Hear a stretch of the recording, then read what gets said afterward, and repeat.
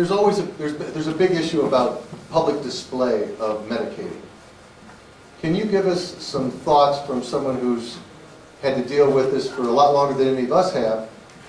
Give us your thoughts on public display and public, you know, and all of that. Okay, well, the agreement that I have with DEA, or made many, many years ago, is that the federal patients would try to get away from people as we medicate. If there were people around us that didn't interfere, didn't bother, then that was a different story. But otherwise, try to be away from people. So we do our best not to really just flaunt it and, you know, not to go up into somebody's face and say, hey, look at me, look what I can do, and light up the smoke. So it's discretion is the better part of valor. However, in situations where you need your medicine, you do your best. You can. And if the best you can is to go sit in your car, and your car is in the front of a parking lot because you're in disabled parking, and there are other people around, then you've done the best you can. To, you know, so you can still, you know, take your medicine. You know, that's important. Now, with myself, when I go to other states, not here so much in Montana, because it's no big deal. There are patients in Montana.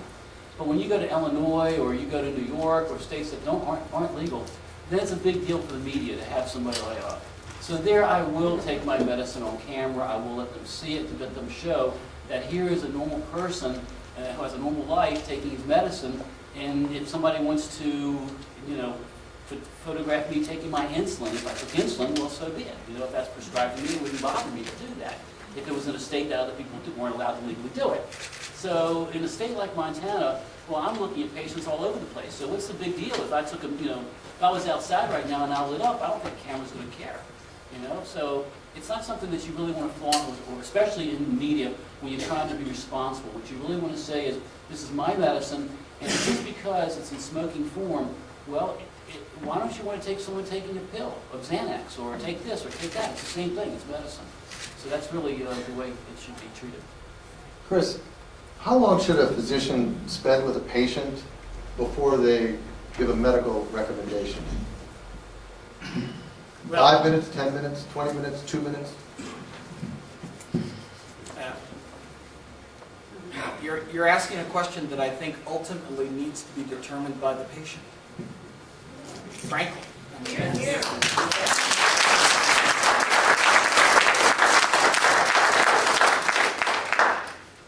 Every one of you is in a position to judge the value of the service that you're getting from a physician. And there are cases where, you know, for what you're being asked to reimburse that physician, be it you or a third-party payer, you know, the amount of time is far less than what you feel your problem needs and the reimbursement requires. So it doesn't just apply to medical marijuana, but I do think I can be very specific and tell you that in my office, typically when I'm dealing with patients face-to-face, I'm spending roughly 10 minutes or more with each and every patient. And some of you can testify to the fact that I spend 45 minutes with a patient on a day when you want to get the heck out of the office. I don't typically get through a patient face-to-face in less than 10 minutes for a certification because I feel that I have to do a minimal physical exam. I have to understand not only what the medical records, frankly, have become an unreasonable icon in this whole area of medical certification. If a physician is attempting to do a certification and lacks either the desire or the knowledge to know when it's appropriate to certify, then maybe they want to look at another physician's records to make the decision. But otherwise, those records should just do one thing and one thing alone. Recognize that someone else in the profession, be it a doctor or another mid-level provider, has acknowledged the patient's problem, be it pain or nausea or muscle spasm or whatever, and in a sense it abrogates the need on behalf of the physician at that point to do any additional testing on their own. But I personally, as a primary care physician, deal with anybody who walks in my office for any reason, so I feel competent and qualified to start with each patient based on what they tell me about their problem and make my own assessment. So the medical records become moot for me. Don't you find a lot of patients in Montana don't have insurance, so therefore they have no medical records? And there's a lot of people out there that are hopefully listening, and they say, well, I don't have, it says you have to have medical records, but I don't have any because I don't have a primary care physician, because I have no insurance. What's a patient to do?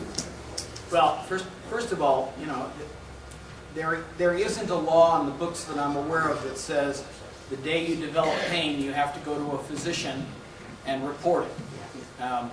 People walk into my office all the time and tell me stories of decades of pain, and we're focusing on pain because, again, it's the most common situation. But you know, I also see people who've spent 10 years or more struggling with nausea or struggling with the fact that they can't adequately nourish their bodies. So there are situations where people come with long-standing problems.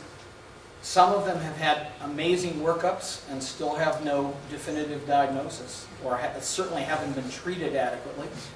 Some of them come to me, you know, literally saying, you know, this is the first time I've been willing to see a doctor about this particular problem. Obviously, I'm a means to an end, which is to gain access to a substance that in most cases they already know helps them. But I don't think, first of all, I don't think insurance should play a role in the healthcare system. I think every patient should in fact be receiving the amount of value for what they spend their money on.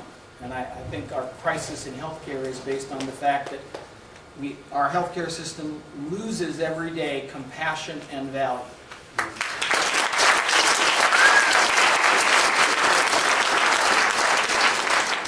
Noel, this afternoon there's going to be a seminar on alternative delivery methods. And so not to spend a lot of time now, but since some of the folks might be in the other discussion this afternoon and might miss that one, what can you say in terms of other delivery methods and what's out there now, just a kind of a random thought as to different ways that people can benefit? I've learned that caregivers and patients are very creative with their administration methods. And I think I've seen a very amazingly large spectrum. Edibles are not just limited to brownies or cookies, but we've seen candies, ice creams, pretty much anything that has lipids in it, because cannabinoids are what we would call a very non-polar compound, and they dissolve very readily into fats or lipids, things like that. So people who are preparing things as edibles are finding very creative ways to infuse different fat, oils, things like that with cannabis and apply them in that regard as either internally used medicines or topically. And I am really amazed because I'd say once a week somebody will show me something or bring something to our facility, and I'll be pretty amazed with how creative they are, because at this point we are really limited by our creativity. My only comment on the edibles, though, is the chemistry is much more important to understand when you prepare edibles. It's not as simple as just vaporizing or smoking, because a series of chemicals reactions happen when you do that you don't necessarily need to understand in detail in order to deliver or receive the medicine. But with edibles, it helps significantly to know some basic chemistry, because it is not as straightforward. And this afternoon, I think, if you want, you'll probably learn quite a bit more about that. Thank you. We do have a question that's coming over the internet. Yeah, Hill Bill from Kalispell, he wants to know who should be the one to recommend the dosages and what factors should be considered in that. Anybody? That's kind of a general question. It's a loaded question. Look, I don't know if anybody in this room has the ability to standardize their product at the moment. Standardized meaning specifically that they can find a standard and then they can adhere to it.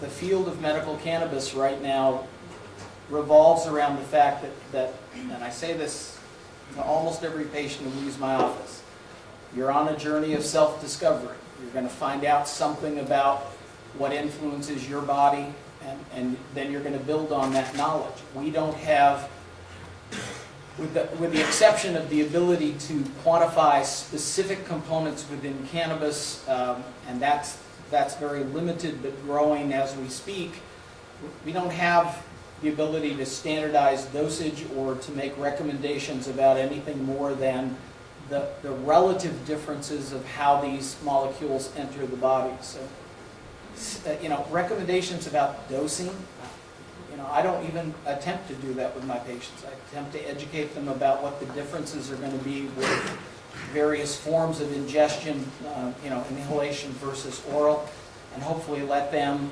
then work out a schedule and an amount that I did give most patients one admonition, and that is if the amount you're using only enables you to sit in a corner and drool on yourself, that's probably not an effective dose from a medical standpoint.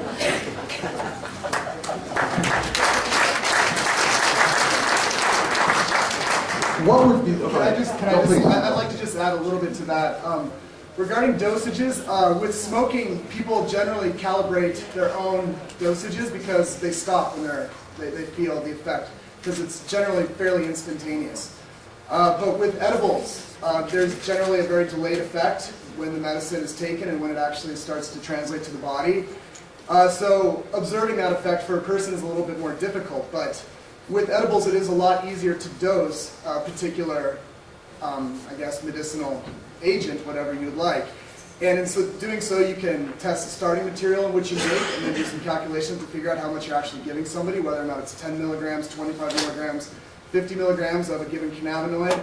And you can also look at the actual chemical form of how the edible is being administered. So there are ways where we actually are now starting to be able to give caregivers at least an idea of what they're giving somebody, rather than them just saying, I use 4 grams of cannabis to make this butter and then I give it to my patients and they seem to like it. What we're actually able to do now is give people numbers to start working with, so then as they grow as caregivers or patients, they're actually able to administer things on more of a level basis.